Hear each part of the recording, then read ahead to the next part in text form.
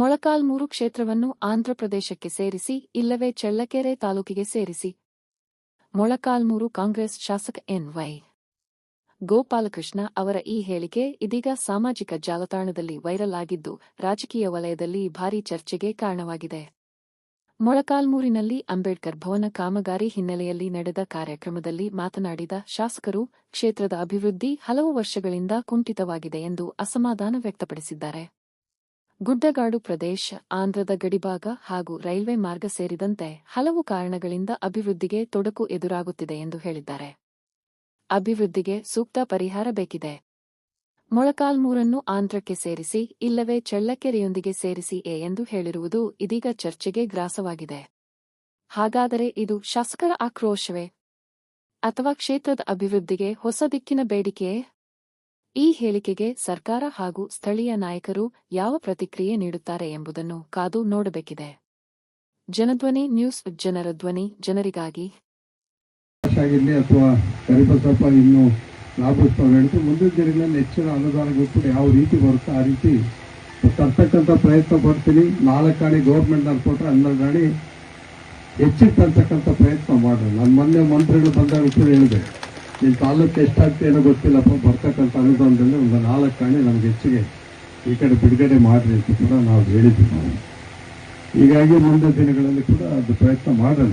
ಈಗ ನನಗೂ ಬಹಳ ಖುಷಿನೇ, ಇಂಥ ದೊಡ್ಡ ಶಾಲೆಗಳು ಬಂದರೆ ಯಾರಿಗೆ ಬೇಡ. ಈಗ ಮಹಿಳಾ ಇದ್ರದ್ದೇನೋ ಕೇಳಿದ್ದಾರೆ ಇವರು ಮೊಳಕಾಲ್ಮೂರು ರಾಂಪುರದಲ್ಲಿ, ಅದನ್ನು ಸ್ವಲ್ಪ ಟ್ರೈ ಮಾಡೋಣ, ಅದೇನಾಗುತ್ತೆ ಅಂತ ಗೊತ್ತಿಲ್ಲ. ಯಾಕಂದ್ರೆ ಅಲ್ಲಿ ಇರ್ತಕ್ಕಂಥ ವಿದ್ಯಾರ್ಥಿಗಳ ಒಂದು ಇದ್ರ ಮೇಲೆ ಹೋಗುತ್ತೆ, ಸ್ಟ್ರೆಂತ್ ಮೇಲೆ ಹೋಗುತ್ತೆ, ಪಾಪ್ಯುಲೇಷನ್ ಮೇಲೆ ಹೋಗುತ್ತೆ. ಪಾಪ್ಯುಲೇಷನ್ ಅವ್ರದ್ದು ಏನಿದೆ ನೋಡೋಣ, ಅನುಗುಣವಾಗಿ ಮಾಡೋಣ. ಅದನ್ನೇನಾದರೂ ಬಂತು ಅಂದ್ರೆ ಬೇಗ ಮೊಳಕಾಲ್ಮೂರು ಹೆಡ್ ಕ್ವಾರ್ಟರ್ಸಲ್ಲೇ ಮಾಡೋಣ. ಮೊಳಕಾಲ್ಮೂರು ಬರೋರು ಭಾಳ ಕಡಿಮೆ, ತುಂಬ ಕಡಿಮೆ ಆಗ್ತಾ ಇತ್ತು ಜನಗಳು. ಯಾಕಂದರೆ ಇಂಟೀರಿಯರ್ನಲ್ಲಿರೋದು ಭಾಳ ಥರ ರಿಮೋಟ್ ಏರಿಯಾದಲ್ಲಿ ತಾಲೂಕಿರೋದ್ರಿಂದ ಯಾವ ವ್ಯಾಪಾರ ವ್ಯವಹಾರಗಳಿಗೆ ಯಾವುದಕ್ಕೂ ಅನುಕೂಲನೇ ಆಗ್ತಾ ಇಲ್ಲ. ಇಂಥ ಪರಿಸ್ಥಿತಿ. ಹೀಗಾಗಿ ಇವತ್ತು ಕಾರ್ಯಕ್ರಮ ಉದ್ಘಾಟನೆ ಮಾಡಿರ್ತಕ್ಕಂಥದ್ದು ನನ್ನ ವೇಷಭೂಷಣಕ್ಕಲ್ಲ, ನಾನು ಭಾರಿ ದೊಡ್ಡ ಸ್ಕೇಪ್ಗೋಸ್ಕರ ಮಾಡಿದ್ದಲ್ಲ. ಏನು ಪತ್ರಿಕೆಯವರು ಪೇಪರ್ನವ್ರು ಹಾಕ್ಬಿಟ್ಟು ಮತ್ತೆ ಪ್ರತಿಬಿಂಬಿಸ್ತೆಯನ್ನು ಮಾಡಿರ್ತಕ್ಕಂಥ ಪ್ರಮಾಣವಾಗೂ ಇಲ್ಲ.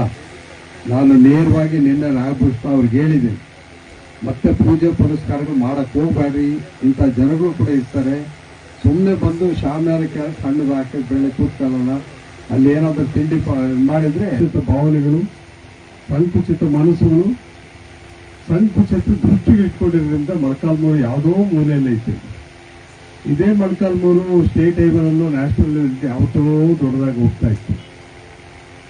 ಮೊಳಕಾಲ್ಮೂರು ಈ ಸ್ಥಾನ, ಈ ಜಾಗ, ಈ ಮೂಲೆ ಬಂದಿರತಕ್ಕಂಥದ್ದೇ ನಮಗೆ ಅದೇ ಒಂದು ಅದೃಷ್ಟ ಅಂತೇಳಿ ನಾವು ಅನ್ಕೋಬೇಕಾಗುತ್ತೆ. ಯಾವುದೋ ಒಂದು ತಾಲೂಕಿನಲ್ಲಿ ಇದಿರಲ್ಲ ಎಂಬ ಒಂದು ಅಭಿಪ್ರಾಯ ನಮ್ಮೆಲ್ಲರಿಗೂ ಬಂದ್ಬಿಟ್ಟಿದೆ. ಹೀಗಾಗಿ ಮೊಳಕಾಲ್ಮೂರು ಎಂಬುದು ಯಾರಿಗೂ ಕಾಣೋದಿಲ್ಲ. ಇದು ಬೇರೆ ಊರುಗಳಾದ್ರೆ ಬಹಳ ಸೊಗಸಾಗಿ ಕಾಣ್ತಾವೆ, ದೊಡ್ಡವರಿಗೆಲ್ಲ. ಚಿಕ್ಕದಲ್ಲ, ಮೊಳಕಾಲ್ಮೂರು ತಾಲೂಕು ಮೂಲೆ ಗುಂಪಿನಲ್ಲಿ ಇರುತ್ತೆ, ಯಾರಿಗೂ ಗೊತ್ತಾಗೋದಿಲ್ಲ. ಹೀಗಾಗಿ ಮೊಳಕಾಲ್ಮೂರಿನಲ್ಲಿ ಆಗ್ತಕ್ಕಂಥ ಶಾಸಕರು ಕೂಡ ಗೌರವನೇ ಇರೋದಿಲ್ಲ. ಹೀಗಾಗಿ ಮೊಳಕಾಲ್ಮೂರು ತಗೊಂಡ್ಬಿಟ್ಟು ಇಲ್ಲೊಂದು ಆಂಧ್ರ ಪ್ರದೇಶಕ್ಕನ್ನು ಸೇರಿಸಿ, ಇಲ್ಲ ಪಕ್ಕದಲ್ಲಿರ್ತಕ್ಕಂಥ ಚಳ್ಳಕೆರೆಗನ್ನ ಸೇರಿಸ್ಕೊಂಡು ಒಂದೇ ರೀತಿಯಲ್ಲಿರ್ತಕ್ಕಂಥ ಒಂದು ವ್ಯವಸ್ಥೆಯನ್ನು ಮಾಡ್ಕೊಂಡ್ರೆ ಅದಕ್ಕೆಲ್ಲ ಅನುಕೂಲ ಆಗುತ್ತೆ. ಬಹಳ ನೋವಾಗುತ್ತೆ. ಯಾಕಂದ್ರೆ ತಾಲೂಕಿಗೆ ಬಂದಾಗಲಿಂದ ನಾನು ಸುಮಾರು 25 ವರ್ಷ 30 ವರ್ಷದಿಂದ ನಾನು ಇಲ್ಲಿ MLA ಆಗಿದ್ದೀನಿ. ಅದಕ್ಕಿಂತ ಮುಂಚಿತವಾಗಿ ನಾನು ಸಾಕಷ್ಟು ಒಬ್ಬ ಸಾರ್ವಜನಿಕವಾಗಿ ಓಡಾಡಿರ್ತಕ್ಕಂಥ ಬಹಳ ನೋವು ಕಾಣುತ್ತೆ. ನಾವೇನಾದ್ರೂ ಇಲ್ಲಿ ಎಕ್ಸ್ಪ್ಯಾಂಡ್ ಮಾಡಬೇಕು, ದೊಡ್ಡದಾಗಿ ಮಾಡಬೇಕು, ಬೇರೆ ತಾಲೂಕಿಗೆ ಮಾಡಿದಾಗ ನಾವು ಕೂಡ ಸಮೃದ್ಧವಾಗಿರ್ತಕ್ಕಂಥ ಕೆಲಸಗಳನ್ನ ಮಾಡಬೇಕು ಅಂತಂದ್ರೆ ಏನಿದೆ ಇಲ್ಲಿ ಮೊಳಕಾಲ್ಮೂರಲ್ಲಿ ಹೆಂಗ್ ಹೋಗ್ತೀರಿ?